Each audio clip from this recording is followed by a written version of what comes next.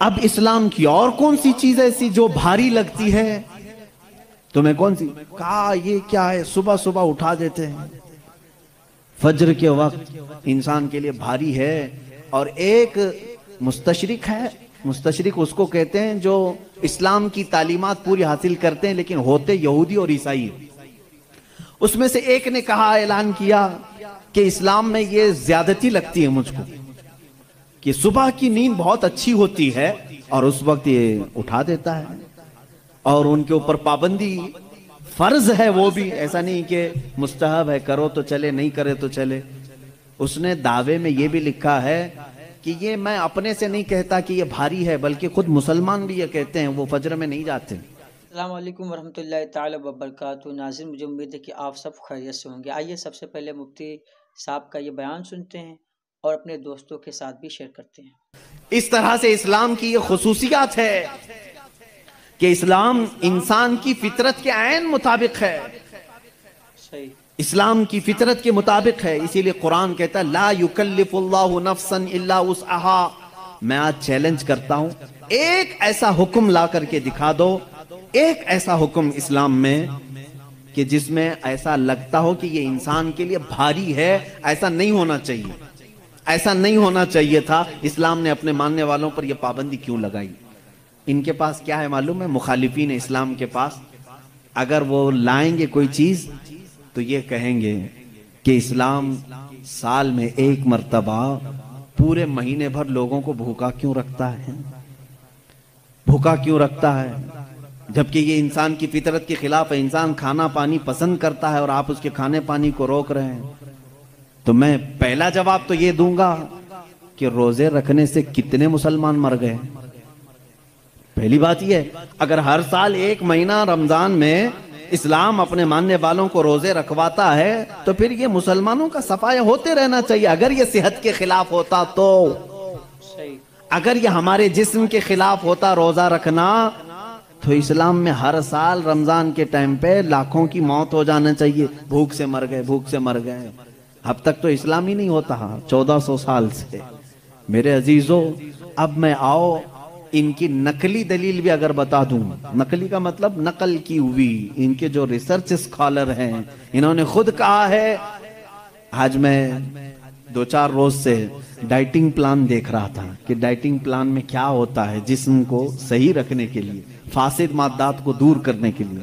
تو ایک بڑے ڈاکٹر کی ویب سائٹ میں میں پڑھ رہا تھا، اس ڈاکٹر نے 2 چیزیں کی ہیں، 2 چیزیں اس نے رکھی ہیں کہ اگر اپنے جسم کو 80 سال تک زندہ رکھنا اور صحت مند رکھنا چاہتے ہو تو 2 چیزوں کو اپنا لو کہ ہفتے میں 1 دن صبح سے لے کر شام تک اپنے جسم میں کچھ بھی نہ ڈالو۔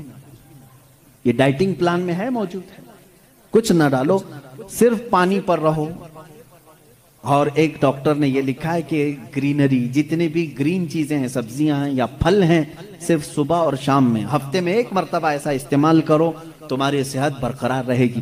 ٹائمز آف انڈیا، ہندوستان کا بڑا چلنے والا اخبار ہے، اس کے پیج میں بھی موجود ایک ریسرچ شائع کی گئی تھی جس میں ایک ڈاکٹر کا یہ دعویٰ تھا، ہمارا ڈاکٹر نہیں۔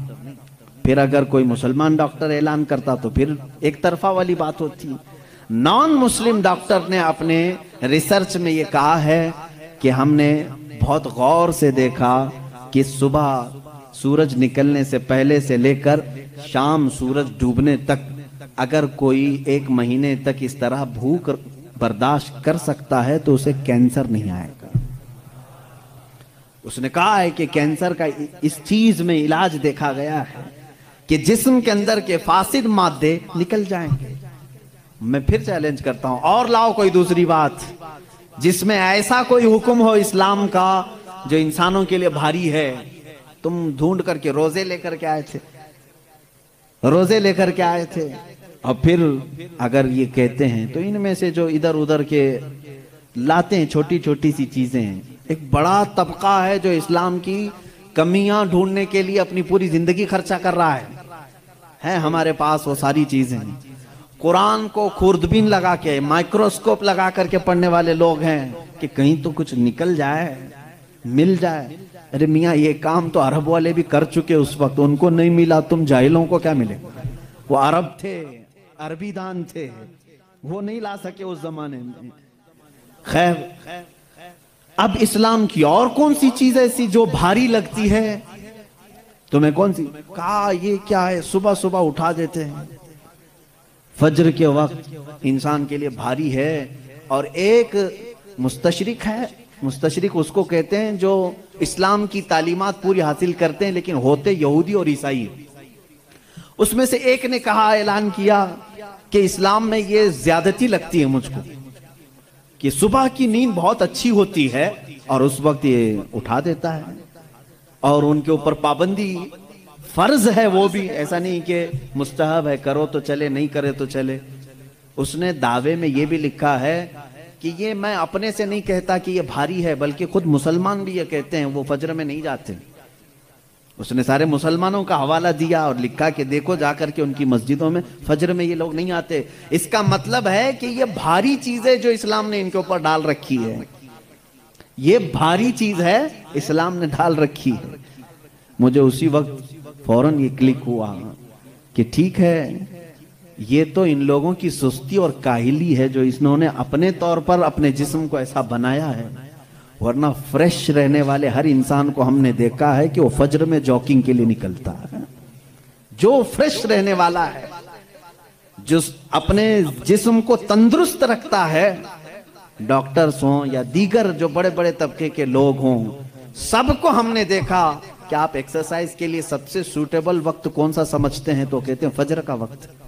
صبح ٹھنڈی ہوا ہوتی ہے، جسم کے اندر بہت اچھی فیلنگ آتی ہے۔ میرے عزیزوں بتاؤ، آخر اسلام نے اپنے ماننے والوں پر احسان کیا ہے یا زیادتی کی ہے؟ یہ اسلام چاہتا ہے کہ یہ فریش رہیں، اپنی طبیعت کو خوشحال رکھیں، بلکہ وعدہ بھی یہ کیا گیا ہے کہ جس نے فجر کی نماز پڑھی اللہ تعالیٰ پورے دن اس کو مصیبتوں سے محفوظ کرے گا۔ فرشتے اس دن کا رزق اسے دے کر برکتیں ساتھ دے کر کے جاتے ہیں۔ تم کہتے ہو یہ زیادتی ہے۔ ناظرین، مجھے امید ہے کہ مفتی سلمان اظہری صاحب قبلہ کے بیان آپ نے پورا بغور سنا اور جانا کہ نماز فجر ادا کرنے کے کتنے سارے فائدے ہیں۔ اول یہ کہ اس کے چہرے کا نور بڑھا دیا جاتا ہے، اس کے رزق میں، دکان میں، مکان میں بے پناہ برکتیں ہوتی ہے۔ نماز فجر ادا کرنے والوں کو کبھی پریشانی اور مصیبتوں کا سامنا نہیں کرنا پڑتا ہے۔ اللہ تعالیٰ نے ہم پر نمازیں جو 5 وقت کی فرض کی ہے، ہم پر یہ ظلم نہیں بلکہ یہ اللہ سبحانہ تعالیٰ کا احسان ہے، ہم اس کا شکر ادا کرتے ہیں۔ اللہ نے ہمیں ایک عظیم نعمت عظمیٰ سے سرفراز فرمایا ہے۔ اسی طرح کا بیانات سننے کے لیے ابھی ہمارے چینل کو سبسکرائب کریں اور ساتھ ہی میں بیل آئیکن کو دبائیں تاکہ ہماری ہر آنے والی ویڈیو کو دیکھ سکیں سب سے پہلے۔